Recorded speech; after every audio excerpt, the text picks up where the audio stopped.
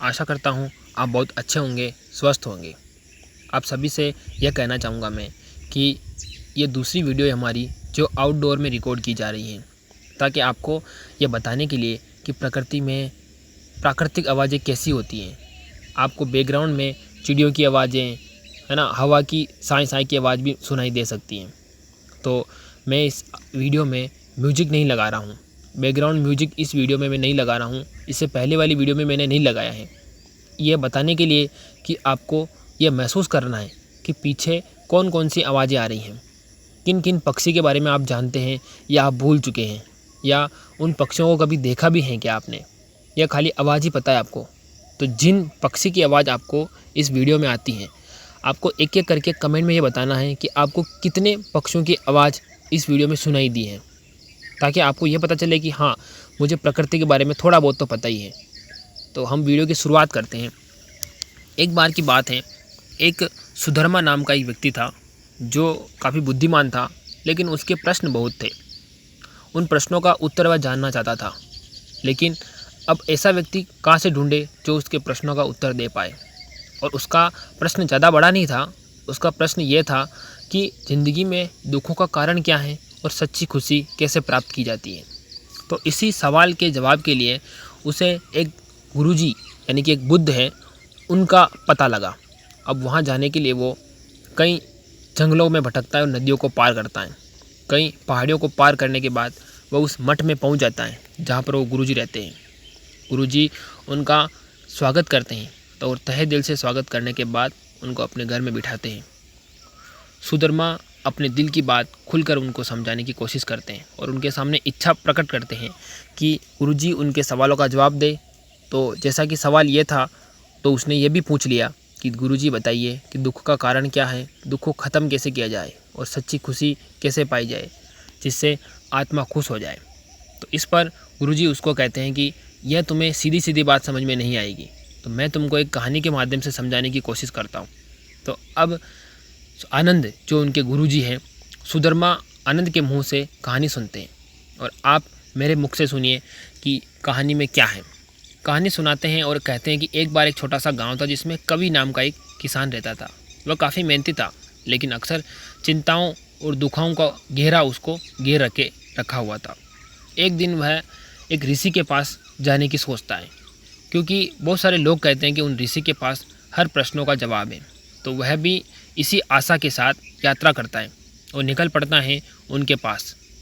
पर्वतों और पहाड़ों को पार करने के बाद एक विशाल वृक्ष के नीचे शांति से बैठे हुए उनको ऋषि मुनि दिखाई देते हैं।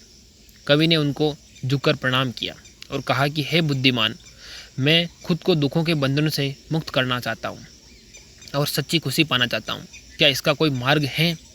इस पर ऋषि धीरे से मुस्कुराते हुए उसे उत्तर देते हैं और ये कहते हैं कि मेरे प्रिय मित्र, मेरे सखा, दुख मानव अस्तित्व का एक अनिवार्य हिस्सा है। यह उस छाया की तरह है जो तुम्हारे साथ चलती है, लेकिन यह छाया तब तक चलती है जब तक धूप हो। जब धूप का प्रकाश का जो स्थान है वो ख़त्म हो जाएगा तो छाया का अस्तित्व नहीं रहेगा। इस प्रतिक्रिया से कवि हैरान रह गया। उसने पूछा कि इसका मतलब तो ये हो गया कि दुख से कोई मुक्ति नहीं मिलेगी और दुख हमेशा ज़िंदगी में रहेगा। इस पर ऋषि आगे कहते हैं कि तुम्हारे जीवन पर दुख के प्रभाव को कम करने का तरीका है, लेकिन इसे नकारने का और इसे दूर भागने का मैं तरीका नहीं बता सकता, क्योंकि इस प्रकृति को समझने में और इस लगाव को समझने में तुम्हें टाइम लगेगा, क्योंकि लगाव ही पीड़ा है।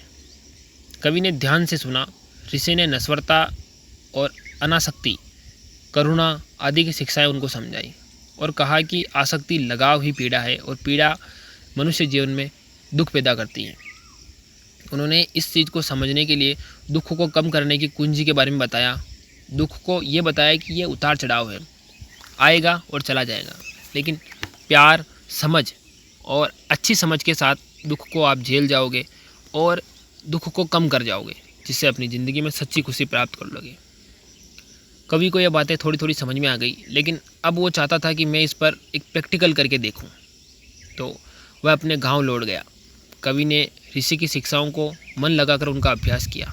खुशी और दुख को दोनों को अपनाने की कोशिश की, यह जानते हुए कि खुशी और दुख दोनों अस्थायी हैं। स्थायी खुशी पाने के लिए हमें बहुत कुछ करना पड़ेगा। जैसे जैसे समय बीतता गया कवि की चिंताएं कम होती गई और उसे शांति महसूस होने लगी। कवि के परिवर्तन के बाद पूरे गांव में फैल गई। कई लोग उनसे सलाह मांगने गए और मार्गदर्शन भी मिला।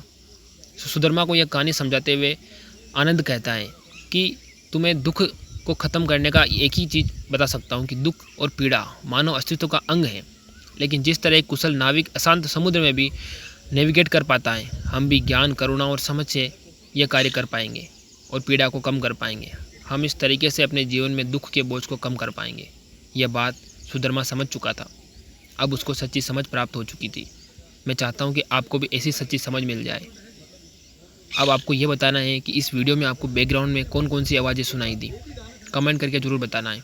हम मिलेंगे अगली वीडियो में। तब तक नमो बुद्धाय, जय चित्तौड़गढ़, जय मेवाड़।